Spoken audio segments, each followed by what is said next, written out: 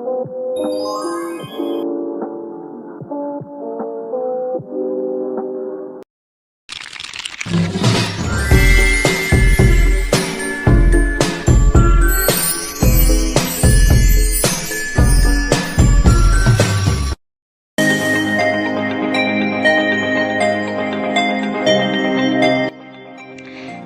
semuanya, selamat datang di video kita.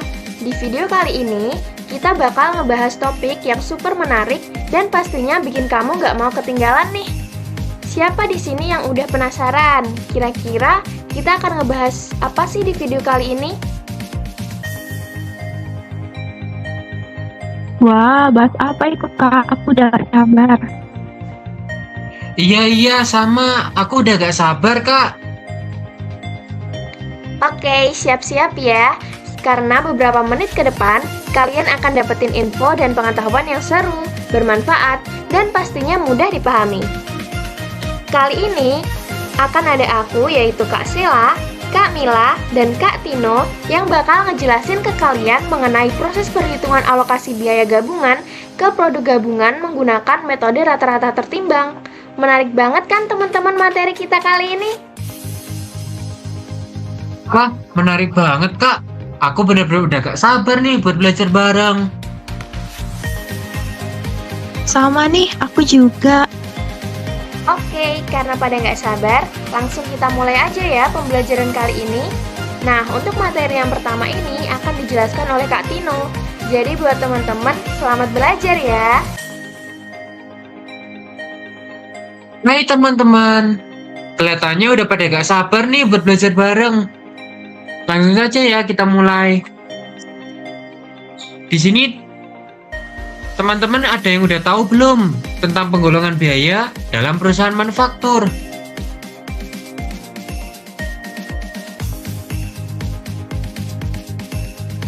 Apa itu Kak? Belum sih. Nah, Kak Dino jelasin ya kalau yang bagi yang belum tahu. Penggolongan biaya di dalam perusahaan manufaktur dapat dikelompokkan ke dalam 3 kelompok. Kelompok yang pertama adalah biaya produksi. Yang termasuk dalam biaya produksi adalah biaya-biaya yang terjadi untuk mengelola bahan baku menjadi produk jadi yang siap untuk dijual. Yang kedua adalah biaya pemasaran. Biaya pemasaran merupakan biaya-biaya yang terjadi untuk melaksanakan kegiatan pemasaran produk. Contohnya adalah biaya iklan, biaya promosi, biaya angkutan dari gudang perusahaan ke gudang pembeli, gaji karyawan bagian-bagian yang melaksanakan kegiatan pemasaran. Dan biaya yang ketiga adalah biaya administrasi dan umum. Yang termasuk biaya administrasi dan umum adalah biaya yang digunakan untuk mengkoordinasi kegiatan produksi dan pemasaran produk. Nah, jadi begitu teman-teman semuanya. Gimana? Udah pada paham belum?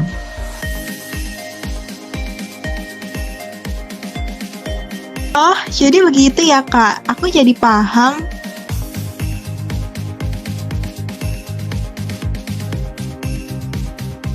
Oke, aku lanjut ya penjelasannya. Nah, setelah mengetahui apa itu biaya-biaya yang ada dalam perusahaan manufaktur, selanjutnya, tahu nggak apa itu HPP atau harga pokok produksi? Nah, HPP adalah biaya yang dilekatkan pada unit produk, atau arti lainnya adalah aktivitas perusahaan dalam bentuk persediaan sampai produksi, di mana biaya tersebut melekat sampai dijual pada produk.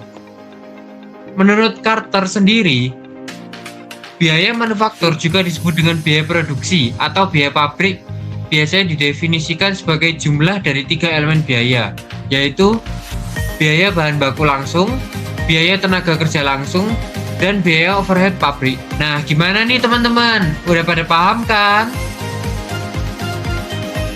Udah Kak, aku jadi super duper paham nih. Oke, karena udah paham, untuk materi selanjutnya akan dijelaskan oleh Kak Mila ya teman-teman. Semangat Kak Mila. Halo teman-teman semua, siapa nih yang udah nggak sabar buat belajar materi selanjutnya? Aku Kak, aku. Oke, karena udah pada gak sabar, kita lanjut ke materi selanjutnya ya. Kali ini kakak akan menjelaskan tentang joint cost. Kira-kira apa sih joint cost itu? Joint cost adalah biaya yang dikeluarkan dalam proses produksi ketika beberapa produk dihasilkan secara bersamaan dari input atau proses yang sama. Nah, setelah mengetahui apa joint cost tersebut, ada beberapa penjelasan juga nih mengenai cara alokasi gabungannya. Yang pertama yaitu biaya bersama. Jadi joint cost mencakup semua biaya yang terkait dengan produksi lebih dari satu produk pada saat yang sama.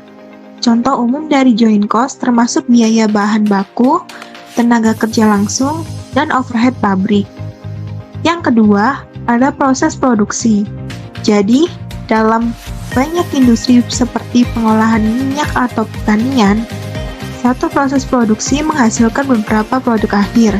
Misalnya dalam penyulingan minyak mentah diproses menjadi berbagai produk seperti bensin, diesel, dan berlumas. Terus yang ketiga, titik pemisah atau split off point.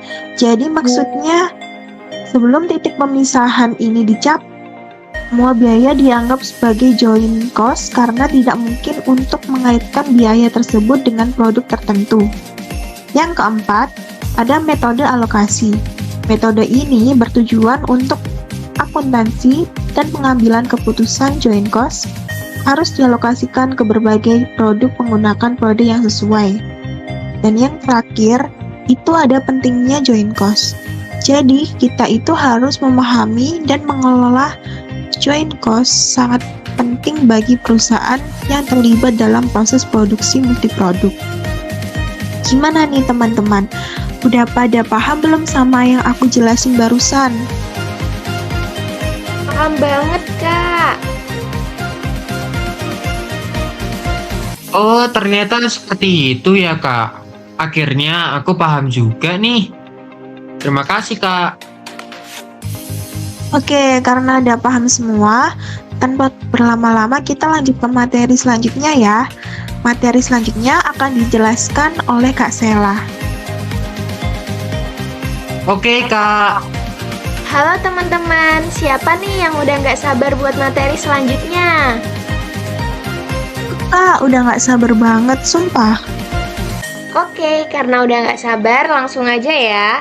Jadi teman-teman, kali ini aku akan ngejelasin tentang metode rata-rata tertimbang. Tapi sebenarnya ada 3 metode loh. Yang pertama yaitu metode unit kuantitatif, yang kedua metode rata-rata per unit, dan yang ketiga metode rata-rata tertimbang. Tapi untuk kali ini kakak akan menjelaskan metode rata-rata tertimbang aja. Langsung aja ya teman-teman. Nah, apa sih metode rata-rata tertimbang itu? Jadi, metode rata-rata tertimbang adalah suatu pendekatan dalam akuntansi biaya yang digunakan untuk mengalokasikan biaya bersama atau joint cost kepada berbagai produk yang dihasilkan dari proses produksi yang sama. Biaya bersama ini mencakup semua biaya yang dikeluarkan sebelum produk tersebut terpisah menjadi produk akhir. Nah, di sini ada yang udah tahu belum karakteristik rata-rata tertimbang itu apa aja? Emang apa aja sih, Kak? Oke, karakteristik yang pertama itu ada memberikan kontribusi yang sama terhadap rata-rata akhir ketika beberapa titik data diberi bobot lebih dari yang lain. Yang kedua, yaitu memberikan bobot yang berbeda pada nilai dalam perhitungan. Yang ketiga, itu digunakan saat harus mempertimbangkan signifikansi relatif nilai dalam kumpulan data. Yang keempat, berguna saat menghitung hasil yang diharapkan secara teoritis. Yang kelima adalah semua probabilitas atau bobot harus saling eksklusif. Dan yang keenam, yaitu bobot dan probabilitas total harus berjumlah 100%. Gimana? Lumayan banyak kan karakteristiknya? Iya sih Kak, semoga aku bisa hafal ya. Amin. Selanjutnya, kita akan ke langkah-langkah perhitungan alokasi biaya gabungan menggunakan metode rata-rata tertimbang nih. Nah, untuk langkah-langkah yang pertama, yaitu identifikasi total biaya gabungan. Jadi, kita itu akan menentukan total biaya gabungan yang harus dialokasikan ke produk-produk gabungan. Langkah yang kedua, yaitu menentukan faktor pembobotan. Kita memilih dasar pembobotan, misalnya jumlah unit yang diproduksi, berat, volume, atau nilai lainnya, dan hitung total bobot dari semua produk. Langkah yang ketiga adalah menghitung bobot relatif tiap produk. Jadi, setiap produk dihitung bobot relatifnya dengan membagi bobot masing-masing produk dengan total bobot keseluruhan. Dan langkah yang keempat adalah mengalokasikan biaya gabungan. Nah, jadi kita itu akan mengalokasikan biaya gabungan ke setiap produk berdasarkan bobot relatifnya. Makin paham kan sekarang teman-teman semuanya? Iya Kak, makin paham, mantap betul. Nah, untuk selanjutnya kita akan belajar menghitung nih. Tapi untuk belajar menghitungnya, kalian akan dibimbing oleh Kak Tino. Siapa yang udah gak sabar menghitung? Aku Kak. Oke, selamat menghitung semuanya. Hai semuanya, kembali lagi dengan Kak Tino. Yuk kita langsung saja mulai belajar menghitung. Wah, ayo Kak. Kak Tino udah siapkan sebuah soal nih, soal cerita untuk kalian. Kakak bacakan ya. Sebuah perusahaan manufaktur memproduksi 3 jenis produk, yaitu produk X, produk Y, dan produk Z. Untuk rincian biaya tiap produknya, yaitu yang pertama, ada biaya bahan baku untuk produk X 20 juta, produk Y 15 juta, dan produk Z 10 juta. Biaya yang kedua adalah biaya tenaga kerja langsung. Untuk produk X 8 juta, produk Y 5 juta, dan produk Z 4 juta. Biaya yang ketiga yaitu biaya overhead. Untuk produk X, biaya overheadnya 6 juta, produk Y 4 juta 500, dan produk Z 3 juta 500. Biaya yang keempat yaitu biaya pemasaran sebesar 5 juta. Dan terakhir biaya pengiriman sebesar 4 juta. Nah, pertanyaannya, coba hitunglah total biaya untuk masing-masing produk. Jika total biaya gabungan dari semua produk adalah alokasi yang sama berdasarkan jumlah unit produk yang diproduksi, kira-kira berapa alokasi biaya gabungan untuk masing-masing produk? Dengan catatan bahwa jumlah unit yang diproduksi adalah produk X memproduksi 400 unit, produk Y memproduksi 250 unit, dan produk Z memproduksi 350 unit. Langsung saja kita ke langkah yang pertama, yaitu menghitung total dari biaya proses produksi. Yang pertama adalah biaya bahan baku 20 juta untuk produk X, 15 juta untuk produk Y, dan 10 juta untuk produk Z, dengan total 45 juta. Kedua, biaya tenaga kerja langsung sebesar 17 juta. Yang ketiga, biaya overhead sebesar 14 juta. Yang keempat, biaya pemasaran sebesar 5 juta. Dan yang kelima, biaya transportasi sebesar 4 juta. Nah, total biayanya sendiri ada di 85 juta. Berikutnya adalah kita menentukan bobot per produk. Dari informasi yang sudah kita dapatkan, total unit yang diproduksi oleh perusahaan manufaktur tersebut adalah 1000 unit, yang terdiri dari produk X sejumlah 400 unit, produk Y 250 unit, dan produk Z sebesar 350 unit. Kira-kira untuk perhitungan bobot per produknya, kita bisa menggunakan jumlah unit yang diproduksi dibagi dengan total unit yang sudah diproduksi. Jadi untuk produk X 400 unit dibagi 1000 unit, hasilnya adalah 0,4. Kemudian bobot produk Y 250 unit dibagi dengan 1000 unit, hasilnya adalah 0,25. Bobot untuk produk Z yaitu 350 unit dibagi 1000 unit, hasilnya adalah 0,35. Dan langkah yang terakhir adalah menghitung alokasinya dengan cara mengalihkan bobot yang sudah kita hitung tadi dengan total biaya produksinya.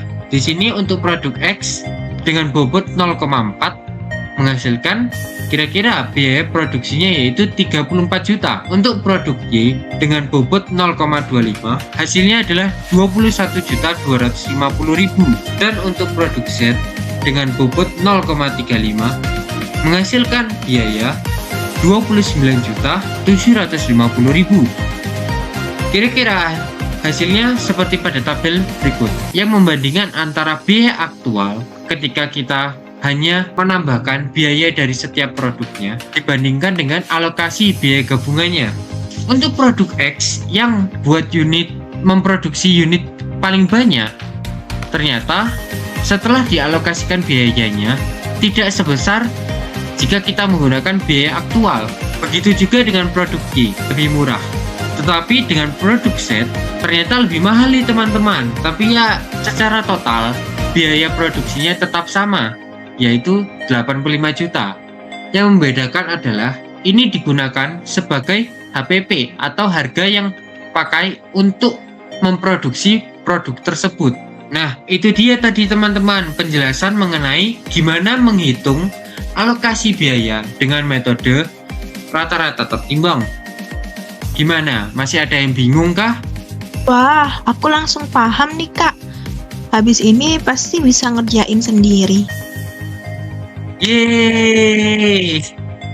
Akhirnya udah paham ya. Tetap semangat semuanya. Hai teman-teman, karena kita udah sampai di perhitungan, berarti kita udah ada di penghujung video nih. Aku sebagai perwakilan dari Kak Sela dan Kak Tino mengucapkan terima kasih kepada kalian dan kami berharap apa yang sudah disampaikan tadi bisa membantu kalian semua. Bye-bye semuanya, sampai jumpa lagi ya. Sampai jumpa lagi teman-teman. Terima kasih semuanya. Bye-bye.